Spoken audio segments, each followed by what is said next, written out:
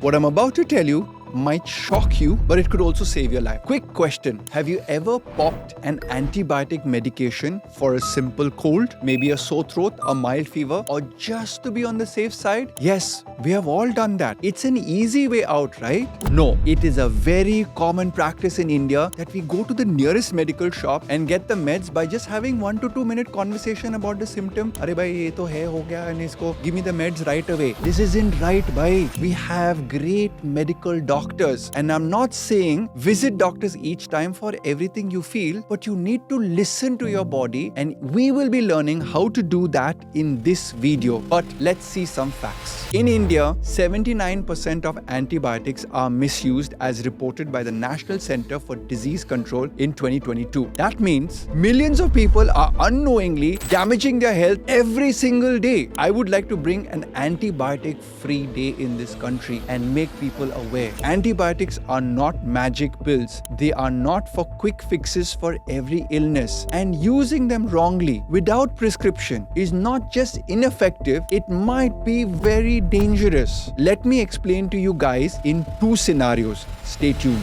Scenario 1, the hidden damage you never see. Imagine this. You wake up with a sore throat, congestion, mild fever. Panic sets in. You need to get better fast. So you rush to the doctor, demand antibiotics, or worse, you self-medicate because you are some doctor of yourself, and whatever you have at home, to chalo tike pop karega. Problem solved, right? No, it's wrong. Because here's the shocking truth. The common cold, baba, is caused by a virus, not bacteria. And guess what? Antibiotics work only on bacteria. Now, you've just filled your body with unnecessary antibiotics. What happens next? Your good gut bacteria, which is already present, gets thappat, gets destroyed. Now, why does this matter? Because your gut microbiome isn't just about digestion, it's about your body's control center. It influences your immunity, digestion, mental health like anxiety, brain fog, mood swings. And here's the scariest part. Your good bacteria might never return back the same way. A study published in the National Library of Medicine confirms that misusing antibiotics can permanently alter your gut microbiome, making you more vulnerable to future infections. But wait, there's an even bigger mistake people make.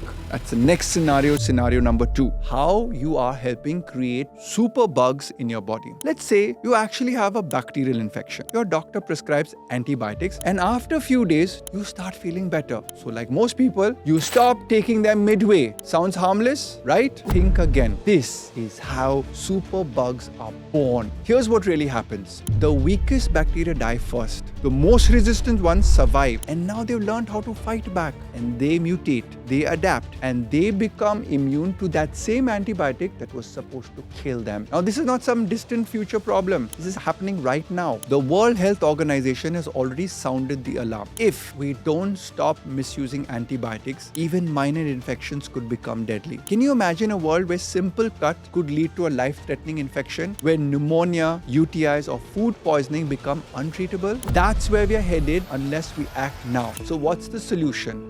If you have a viral infection, say no to antibiotics. Instead, support your immune system. Before all of these medications, the human race survived with its immune system. Yes, in order for you to ignore using heavy antibiotics, boost your immunity by these simple tips. Hydration by drinking plenty of drinking water, herbal teas, warm water, soup broths, turmeric powder in those soup broths. Consume immune boosting foods that are rich in vitamin C, B complex, and vitamin D. Majorly take rest because your body heals whilst you sleep. If you need antibiotics for a bacterial infection, finish the full course of 3 or 5 or 7 days where the doctor has prescribed it. Do not stop it after you feel better just because you feel so. Support your gut. If you've recently taken antibiotics, replenish your microbiome with probiotic foods like curd and fermented foods like kanji, pickles, the kimchi and kombucha, and prebiotics, my favorite garlic, onion, banana, berries and oats. Also, you need to have a nutrient-dense balanced diet which include whole foods, fiber-rich vegetables, healthy fats and proteins.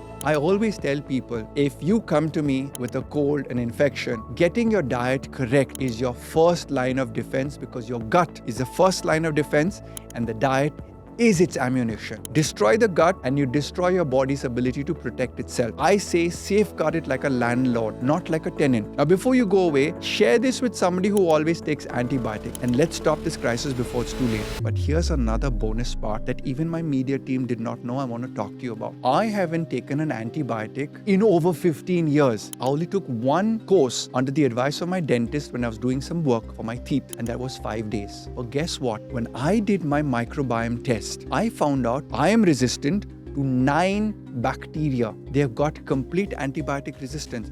And I was like, oh my dear, I don't take antibiotics. How did this happen? And the Israeli scientist who was interpreting my microbiome is like, ha ha ha, Mr. Fernando, you like chicken, right? I'm like, how did you know? It's like, I eat chicken at breakfast, lunch and dinner. He says the chicken are fed antibiotics because all of them are in a cage together, so they peck each other. So to prevent infection in the chicken, they feed them a lot of antibiotics. Now, as per the government's norm, the chicken are supposed to be stopped, fed the antibiotics 2 weeks prior before they're killed or culled and it comes into the food chain. But I am thinking a lot of the farmers are not doing the right thing for the health of the consumer. They're doing it to give you a better produce because you demand a plumpier chicken, a bigger chicken, and antibiotics are known to bulk up chickens. I was like, I got a shift to cage-free chickens, which is country chicken. And guess what? I've started doing that, but the meat is never the same. It's a little bit rubbery, it's a little bit hard. Yes, it does taste better, but can I tell you something?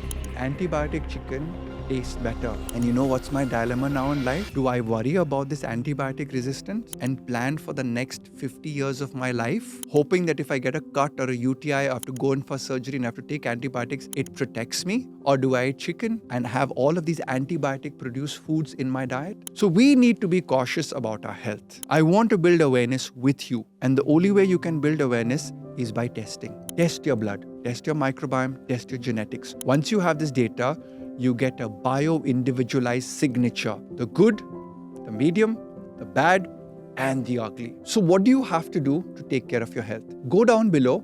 In the comment, there'll be a clickable link. Click that link and you'll get a form from my desk. Fill in that form. It shows you're interested in getting your blood tested, your microbiome tested, your genetic testing, or maybe you even want a specialized nutrition plan. Once you fill in those details, my team will call you back and we will work together in getting you to the best possible health.